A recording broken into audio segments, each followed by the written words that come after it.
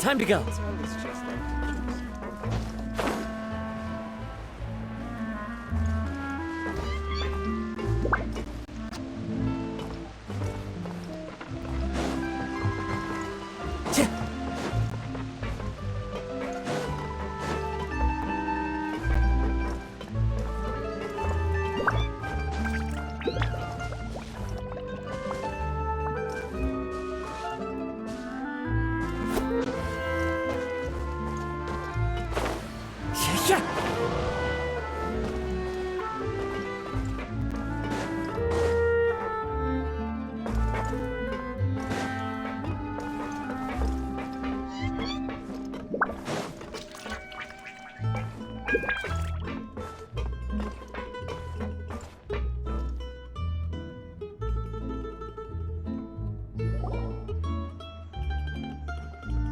Melus, we're back! Apologies for the wait, demoiselle, and our most important partners. You said before that you still had some business at the court. What brings you back to Poisson so quickly? About that. It's because my partner here reminded me of something really important. You see, what if my father's case had something to do with water from the primordial sea? You still remember, right, Melus? On that night, it was raining? Yes, the case was quite similar to that of Mr. Linney's. Both were what you'd call impossible murders. Could you tell us a bit more about what happened before? Yeah, of course. Many years ago, something called synth began to gain popularity in Poisson. At a glance, it was a kind of drink that could excite your mood and produce many pleasant hallucinations. Wait! Didn't that guard guy who turned into water also mention that the primordial water could be used to produce some kind of potion? Yes, he did. Considering what we know now, it's almost certain that synth is created using water from the primordial sea. If you drink synth for an extended amount of time, you'll suffer many side effects, such as losing the ability to focus or control your emotions. And if you were to stop drinking it completely, you'll experience flashes of paranoia and anxiety while lacking energy to do anything. It's an extremely dangerous substance. As he oversaw Poisson, my father was compelled to put a stop to synth abuse and called for a complete ban of it. Boss's uncompromising attitude incurred the synth vendor's wrath, but no matter how much they threatened or bribed him, he refused to yield. Not only that, Boss became determined to find the mastermind behind the synth operation and put an end to the problem once and for all. Yes, but the enemy was very cunning. So he could never get anything out of the dealers, all of whom only sold the stuff and weren't privy to the rest of the operation. Recognizing that, my father decided to contact the dealers in secret and cultivate personal relationships with them. Finally, he was able to convince someone to become his informant. The man's name was Jacques. He felt greatly ashamed about his work after seeing many families destroyed by synth abuse. That night, my father hosted a banquet at his countryside estate. He planned to meet up and exchange information with Jacques over some food. But then, we heard 2 gunshots from the courtyard. We raced to the scene and found my father, still holding a gun, and Jacques, who was already dead on the ground. Huh? How did that happen? Aren't they on the same side? Sounds just like Lenny's case, doesn't it? In both cases, the culprit seemed obvious, but neither appeared to have any motive at all. Looking back on it, though, I now believe the most important clue was something we all overlooked at the time. There were pieces of clothing left at the scene.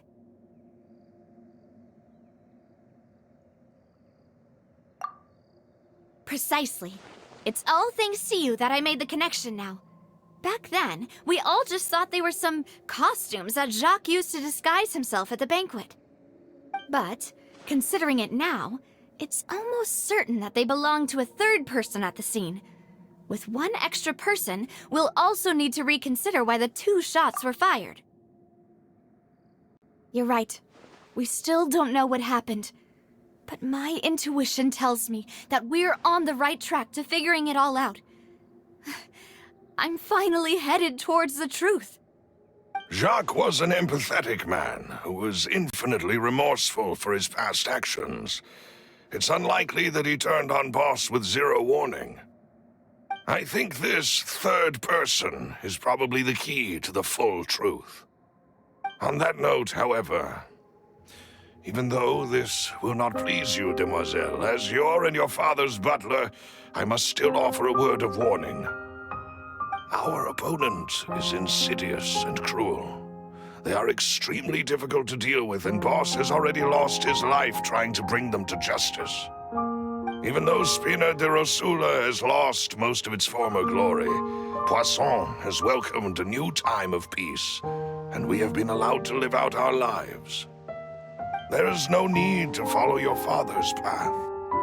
It would be both wise and in line with Boss's wishes to step back and give up on the case. If that's indeed what he wished for, then he should have told me that himself. Was I not the closest person to him? And yet, I was the one most kept in the dark. What was the point of him dying without sharing any of the secrets he knew? Did he manage to protect anything in the end? Synth is still here. Callus the Unfaithful is still his epithet. And Spina di Rosula is barely getting by. Nothing has changed. Did he think I'd just accept his meaningless death and live out my life just as meaninglessly? I've never accepted that, ever. Not since that day, and certainly not now. I want to find out the real answer for everyone's sake. For the missing girls, for the victims, and for myself. Navia. This is indeed the best moment to act. Your partner appears to be quite reliable, and more importantly, demoiselle, I think you're also ready to take this on. So you do know something else, Malouse? Yes, I do. In fact, even before that banquet, Boss already knew of the connection between Synth and the serial disappearances case. But what drove all the tensions to the boiling point was the revelation that you, demoiselle, had been selected as the next target to disappear. What?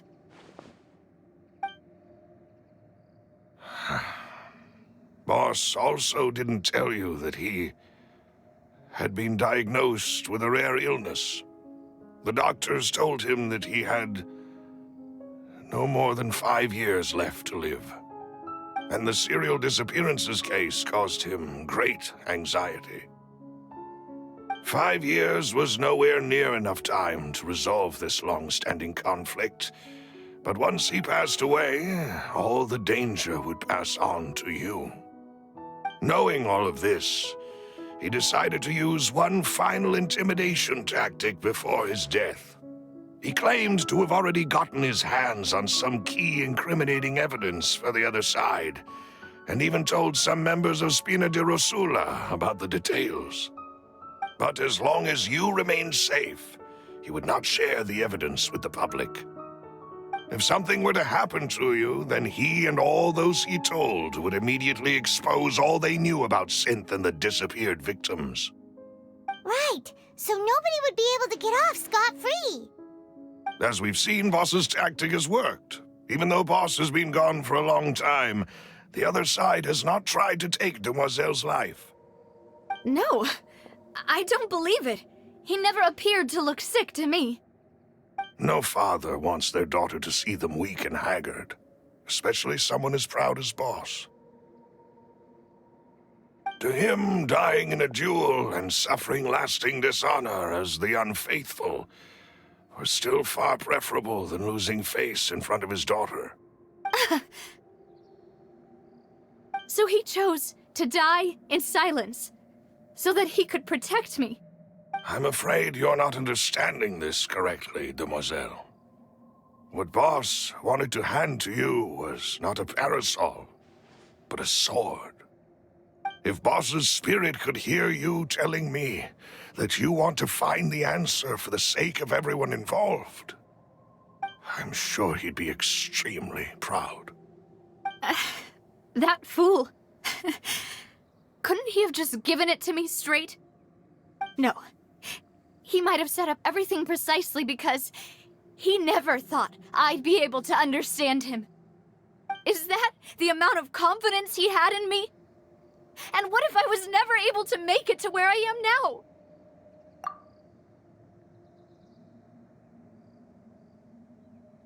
Yeah. I suppose that's true. With the way he'd set things up, if I had wanted, I could have just lived out my life without a care in the world. But thankfully, he rarely talked to me about complex matters, and thus understood little of me as a person. In this case, he really didn't need to give me an easy way out. Huh. Malus, what was the key evidence that he shared with you? It's the location where synth is produced. Essentially, it's the enemy's headquarters. When he was threatening the enemy, Boss didn't share the specifics of the incriminating evidence he found. But if you want to use it against the enemy, you'll still have to take several things into consideration. Why? If we know where the place is, can't we just go storming in?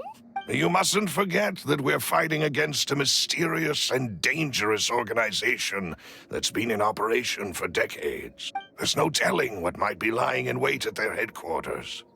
We also have no idea what kind of evidence we may be able to find inside, nor what people we may be able to capture. But a single visit to their headquarters would be tantamount to a formal declaration of war. The worst case would be that we leave empty-handed, but also open ourselves up to full retaliation. Then, in that case, why not work with the Fontaine authorities? Well, you saw one of them dissolve during Mr. Linney's case. We have no idea just how thoroughly they may have been infiltrated. Huh. That's true. Seems my father really had no choice. But things are different now. It should be a lot easier to prove the other side's guilt, now that we've connected Synth with the disappearances case. You sound like you've put a lot of thought into this, Malus. I am the butler, after all. I live but to serve the boss and Demoiselle's will. I've always been willing to take on any kind of risk for your sake.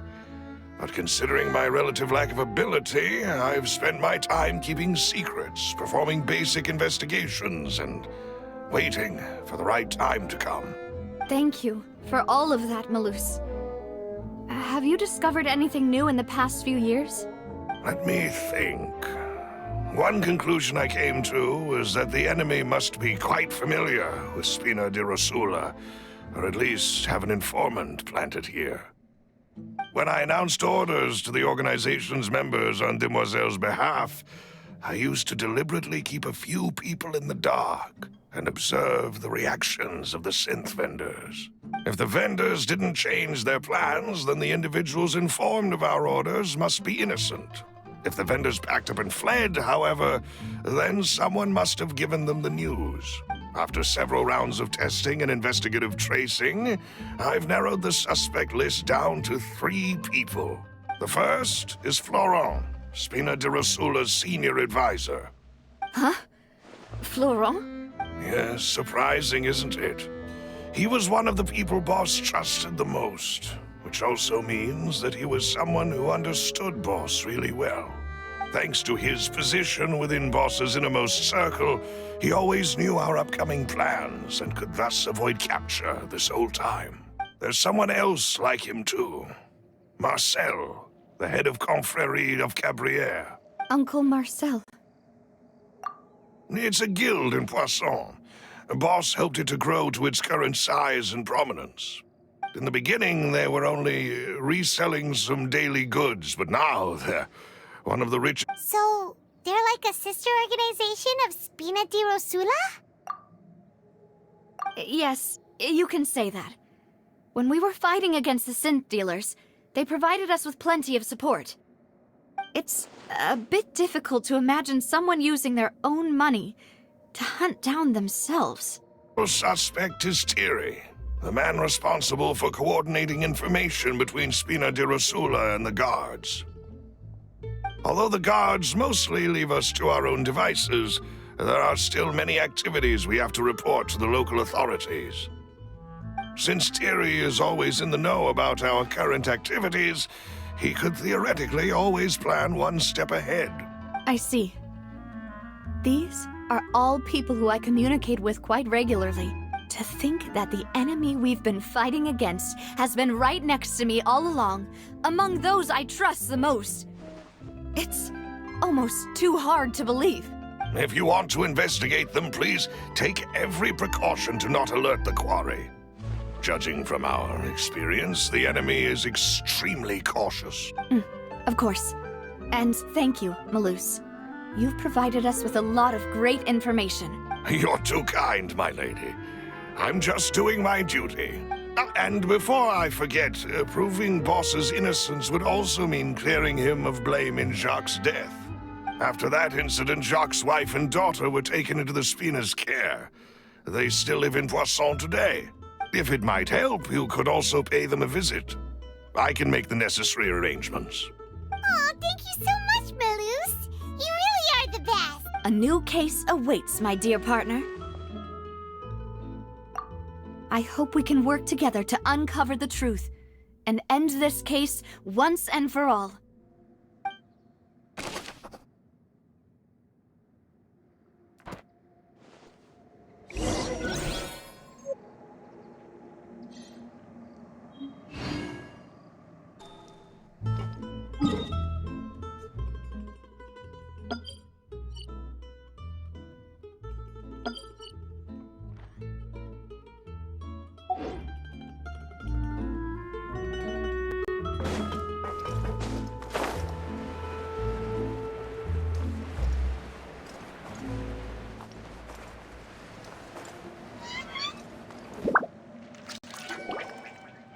It is settled, then.